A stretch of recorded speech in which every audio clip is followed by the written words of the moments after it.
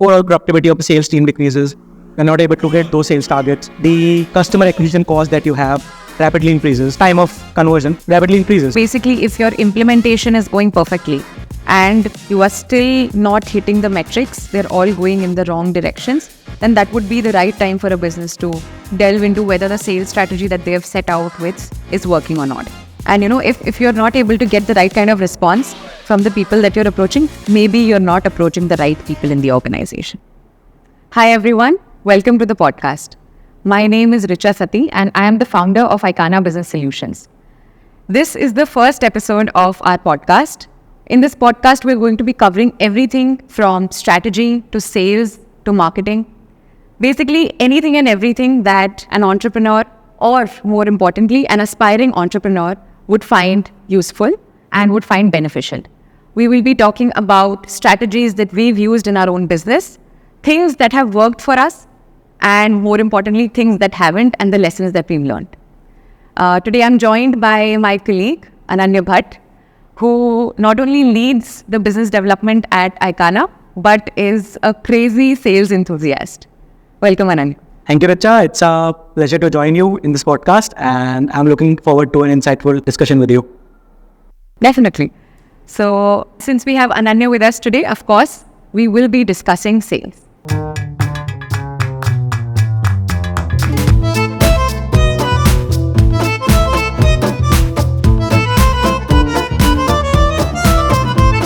So, the topic that we have for today is getting your sales strategy right. So I know it may seem like a very broad topic, it is in fact, but let's at the very outset talk about why we have chosen this topic for the first episode. For any business to sustain, a constant flow of cash is something that's like very basic and very essential. Moreover, I think a sales strategy provides a structured approach to hitting those revenue goals that you have set. So I think that's why sales is something, or sales strategy is something that's very obvious and very important for any business to talk about. Absolutely. It's the fundamental, I think one of the fundamental steps that you need to take to get the money in, right? Definitely. So I think another important thing that we need to do is talking about what sales strategy really means, right? Because we'll be throwing that word around a lot. So let me tell you what I think, how I have, how I think of sales strategy. So essentially, it's a set of choices, right? It's an integrative set of choices that a business chooses to make to position themselves in a market in such a way so that they can get more leads, they can get more revenue, they can get more customers efficiently and effectively, right? So to further break it down, I think a sales strategy would have three important things. First, what is it that you're going to do to get those leads in, right? Second, how are you going to do it? So basically, what is your medium? What are the methods? What are the processes that you're going to use? And third, and also most important, why are you choosing to do these set of things to get the leads in, to get revenue, and not something else altogether, right? So these three things put together is what for me, constitutes a sales strategy. Right, I think you just perfectly portrayed it. Yeah, I've been practicing, so. Yeah. So, right. So now coming back to the topic, we're going to be talking about how you need to get it right? So let's talk about if I'm a business owner, when is it that I need to be talking about sales strategy or thinking about it or setting one in place? Okay. So I think sales strategy is something that's always there. It always exists.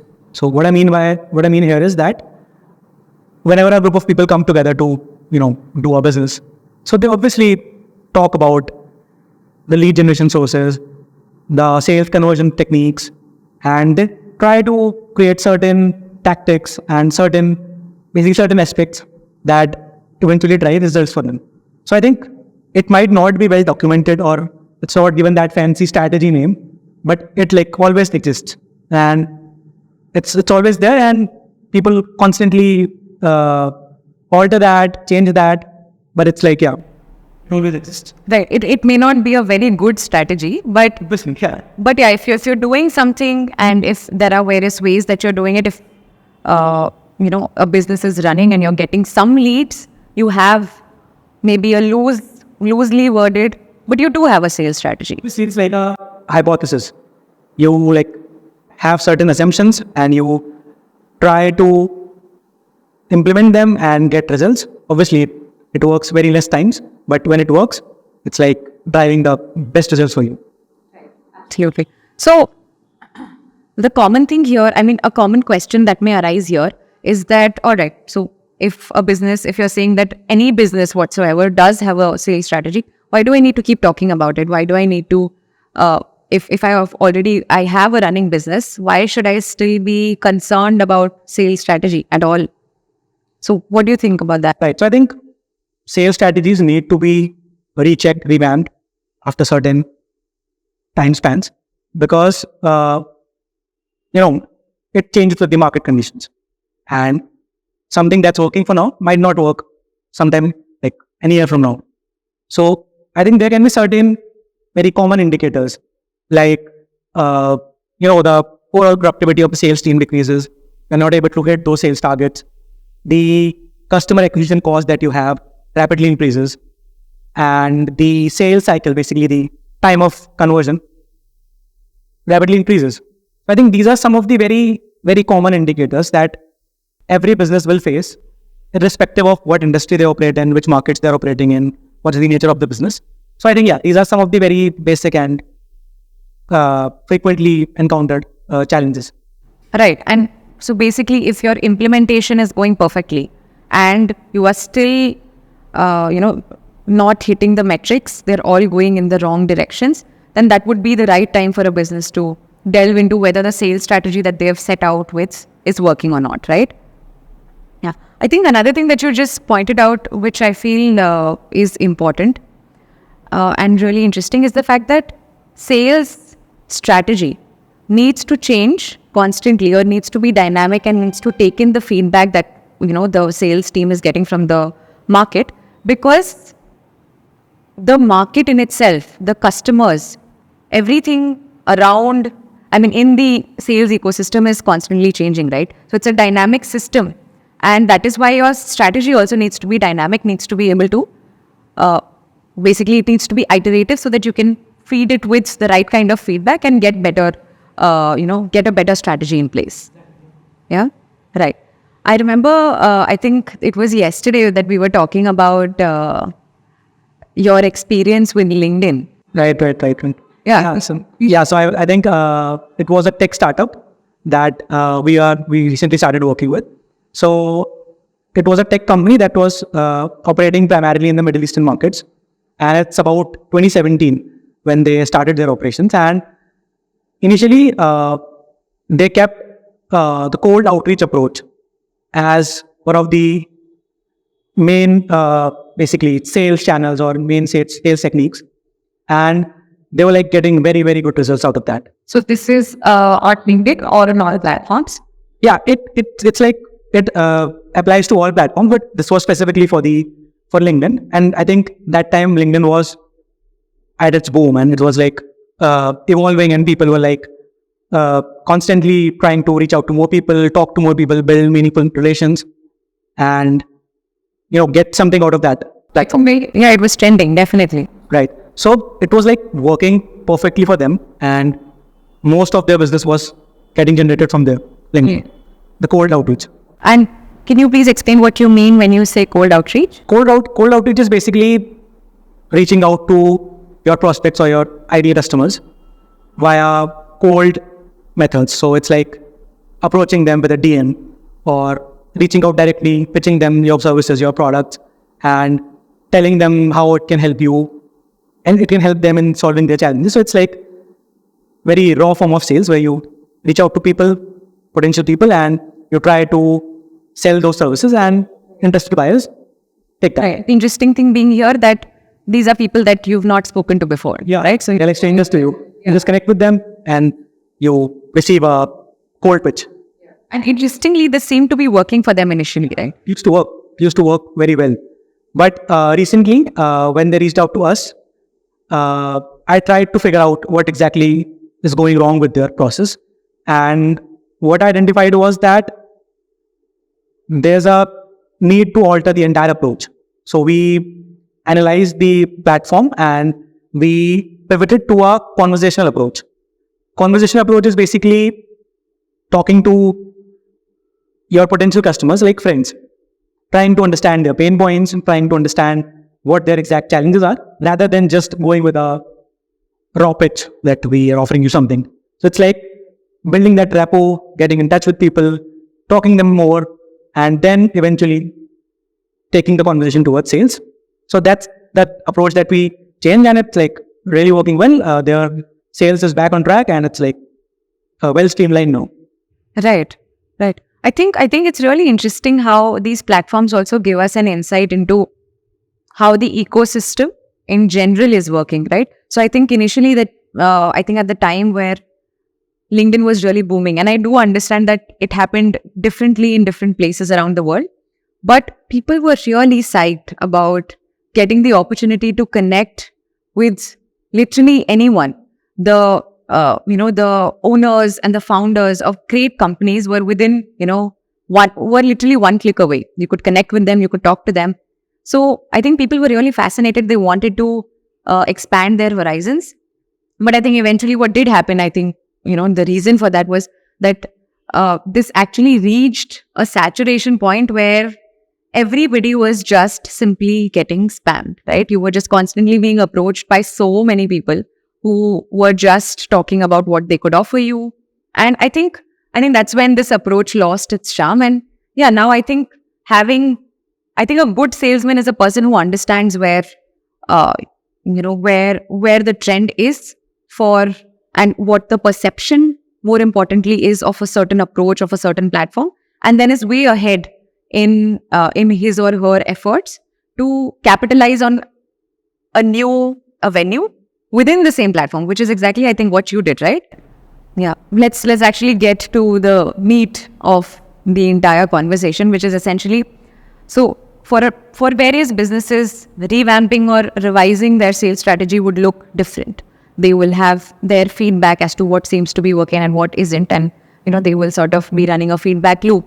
But I feel there are some really important and fundamental, and I can say really raw principles that apply across the board, across industries, across businesses when you're doing sales, right? And these are certain principles that you should always check against. They should be the cornerstone that you're checking against, whether your current strategy is using them in the right way and in the best way possible, right? So what do you think would be number one for you on that list? I think, as you already mentioned, that sales being a very complex game, it's not that we can stick to a list of things. But yeah, one thing that I feel is very in the core of sales is the humanizing element in the entire sales process.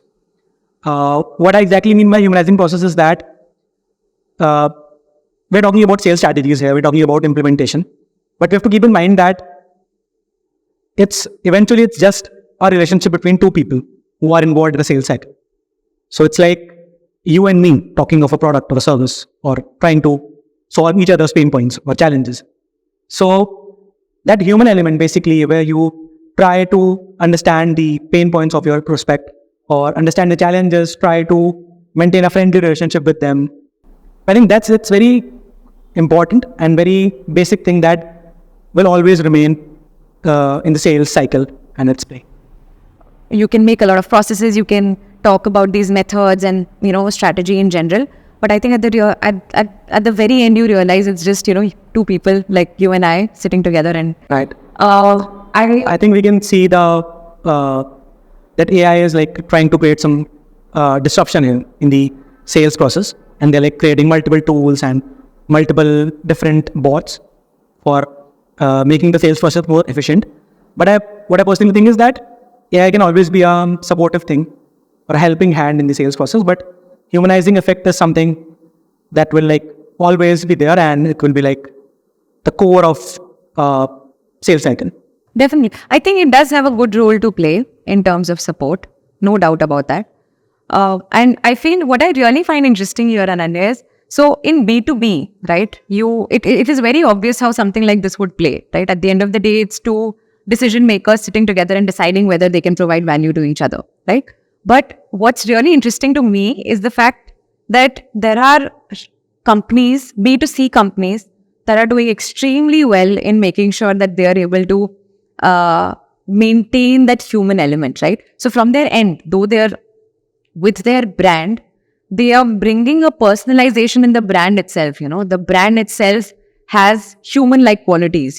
Some of the brands are quirky, some of the brands are very in your face, cheeky, some of them are really, self-deprecating. So they are bringing onto themselves, onto the brands, a human quality so that they can basically replicate the same thing, right? And I think that's a phenomenal effort on the part of these companies to ensure that they don't lose out on that human touch, on the emotional side of any business relationship. Right. So it's like bringing the humanizing touch in the marketing initiatives as well. Yeah, exactly. And I'm telling you, one of the best results from marketing are these companies. For instance, you can take Dunzo, for example, Zomato, and Indian companies doing this really well, right? So I think that's a really good way of how across the board, again, as we were talking, across the board, humanizing your sales process will definitely give you benefits, right? Definitely. And I think the number one, to be very honest, I think I would like to steal your number one. Humanizing the entire sales process is definitely something that's extremely important. But I think what has also worked for me personally, and when I'm working with clients, is the concept of showing rather than telling, right? So to put it very simply, if you can show something, if you can show the results of what you've done, you don't need to tell, because showing it will do a better job, right? So if you're a marketing company and you claim to have, shown certain results for your customers in the past, for your clients in the past, then the best way that you can actually portray it is showing them the results, right? Just put up the results in front of them and discuss that. So that builds trust like nothing else. And I have found that to be a game changer, definitely. And if you were to take it even, a step further than that, I think to build trust, it always makes sense. If it is possible for your business, you'll have to figure it out. But if it is possible for your business to start a small engagement free of charge while you're still in the process of, conversation and negotiation before actually closing the lead, I think it always helps to give the prospective client a peek into how it is to work with you, right? What are your processes like? What's your team like? How do you communicate? What are your work ethics?